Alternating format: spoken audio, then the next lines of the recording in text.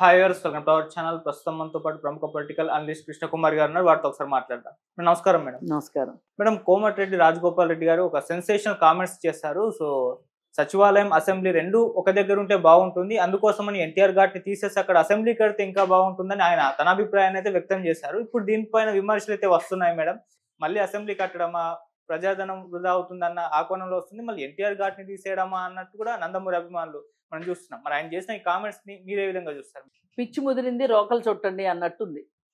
ఎందుకంటే మొన్న సచివాలయం కట్టినందుకే ముక్క తిట్లు తిడుతున్నాం కేసీఆర్ని. అవును, ఎందుకు కట్టావయ్యా, ఆ పాత సచివాలయం బాగానే ఉంది, ఎక్కడన్నా ఏదన్నా బాగలేకపోతే దానికి రిపేర్ చేసి దాంట్లోనే జరుపుకోవాలి. కానీ అసలు అదంతా పడగొట్టి 500 కోట్లని ముందు మాట్లాడి తర్వాత దాన్ని 800 కోట్లకు తీసుకుని వెళ్ళి ప్రజాధనం ఎందుకు వృధా చేశావు, నీకు వాస్తు నచ్చకపోతే నీకు ఇబ్బంది కాబట్టి రాష్ట్రం మీద ఇంత బరువు బాధ్యత వేస్తావా అని చెప్పి తిడుతున్నారు.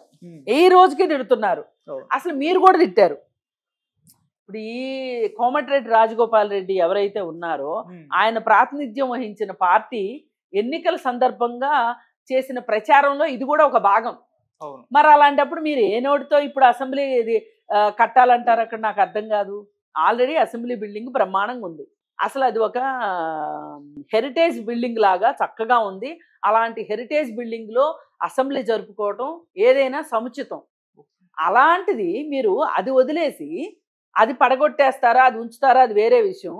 ఇక్కడ ఎన్టీఆర్ గార్డెన్స్ తీసేసి ఇక్కడ అసెంబ్లీ కట్టాలంటే అంటే ఇక్కడ రెండు వ్యవహారాలు కనిపిస్తున్నాయి. ఆయన సెక్రటేరియట్ కడితే మేము అసెంబ్లీ కట్టాము మా కాలంలో అని చెప్పుకోవాలనేది ఒకటి, రెండోది ఆంధ్ర వ్యతిరేకత ఒకటి. ఇక్కడ ఎన్టీఆర్ని వ్యతిరేకించాలి అనే ఒక ఉద్దేశం కూడా ఇక్కడ కనిపిస్తుంది. ఎన్టీఆర్ గార్డెన్స్ తీసేయాల్సిన అవసరం ఏంటి? ఇప్పుడు ఎలాంటి తప్పులే అక్కడ ఆంధ్రప్రదేశ్లో జగన్మోహన్ రెడ్డి చేసి బొక్క బార్ల పడ్డాడు. ఇప్పుడు నువ్వు ఇంకో యూనివర్సిటీ కట్టి ఆ యూనివర్సిటీకి మీ నాన్న పేరు పెట్టుకుంటే బాగుండేది. నువ్వు ఎన్టీఆర్ పేరు తీసేసి మీ నాన్న పేరు పెట్టుకున్నావు. పెట్టుకున్నప్పుడు ఏం జరిగింది? మొన్న ఎలక్షన్స్లో నువ్వు ఓడిపోయినప్పుడు తెలుగుదేశం కార్యకర్తలు వెళ్ళి ఏం చేశారు? అక్కడ ఉన్న లెటర్స్ పీకి కాళ్ళతో తొక్కారు. అప్పుడు అనిపించింది నిజంగా ఇలాంటి కొడుక ఒక తండ్రికి పుట్టాల్సింది, తండ్రి కీర్తిని ఇంకా పైకి తీసుకెళ్ళాలి, తండ్రి గౌరవాన్ని పెంచే కొడుకు ఉండాలి. కానీ ఈ కొడుకు చేష్టల వల్ల ఆ తండ్రి పరువు, ఆ తండ్రిని అవమానించబడ్డాడే అని బాధ అనిపించింది. ఇప్పుడు మీరు కూడా అదే కోవకు చెందుతానంటే చెందండి.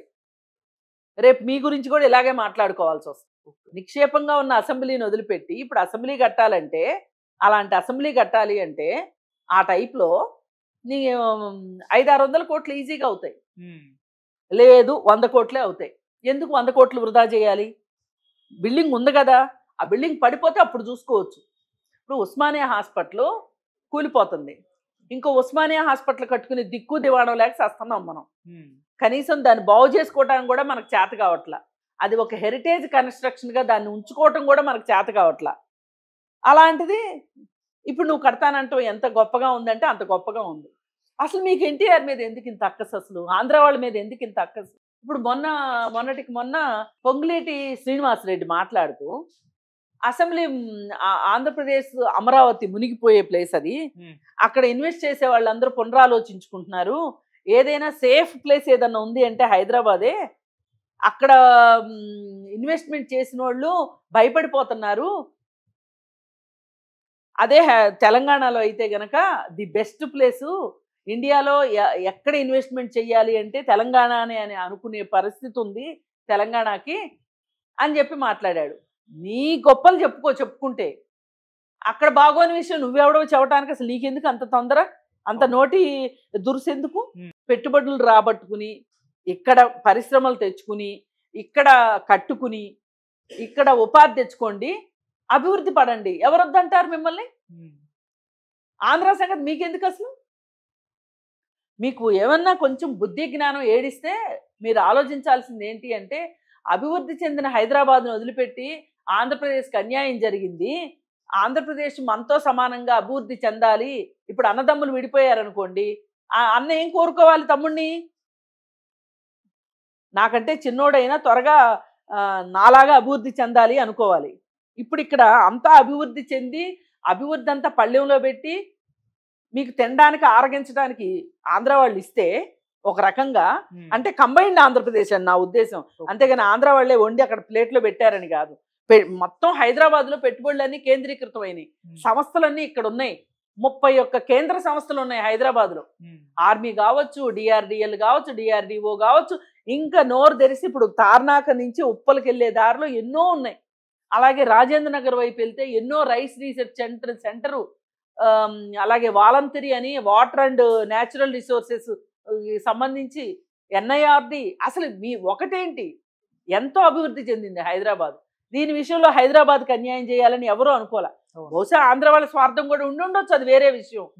కానీ ఇప్పుడైతే విడిపోయారు కదా, ఇక్కడి నుంచి ఏమి పూచిపుల్ల తీసుకోకుండా అక్కడికి వెళ్లాల్సి వచ్చింది కదా, వెళ్ళారు. వాళ్ళు ఏదో వాళ్ళ పాటికి వాళ్ళు డెవలప్ అవుతున్నారు. మీకెందుకు వచ్చింది బాధ? అసలు అది మునిగిపోద్దని ఎవరు చెప్పారు మీకు? మొన్న అంత వరదలు వస్తేనే అమరావతి మునగల అంటే జగన్మోహన్ రెడ్డి వచ్చి మీకు ఏమైనా చెవులో చెప్తున్నాడా? ఒకప్పుడు మీ బాస్ కదా ఈయన కూడా ఆ పార్టీలోనే ఉన్నాడుగా మొన్నటిదాకా. కాంగ్రెస్ లో గెలిచి వైఎస్ఆర్ పార్టీలో గెలిచి కాంగ్రెస్ లోకి రావటము, అక్కడి నుంచి మళ్ళీ టీఆర్ఎస్ పార్టీలో చేరటము, మళ్ళీ అక్కడి నుంచి ఇప్పుడు మళ్ళీ కాంగ్రెస్ లోకి రావటము. ఎన్నో పిల్లి మొక్కలు వేసుకుంటున్నారు మీ అభివృద్ధి కోసం, మీరు సంపాదించుకున్న డబ్బుల్ని కాపాడుకోవడం కోసం. మరి అలాంటిది మీరు అసలు ఇవాళ ఈ మాటలు మాట్లాడటం ఎంతవరకు సమంజసం? ఈ కోమటిరెడ్డి వెంకటరెడ్డిది కూడా ఇవే మాటలు. ఇప్పుడు ఎందుకు ఎన్టీఆర్ గార్డెన్స్ తీసేయాలి?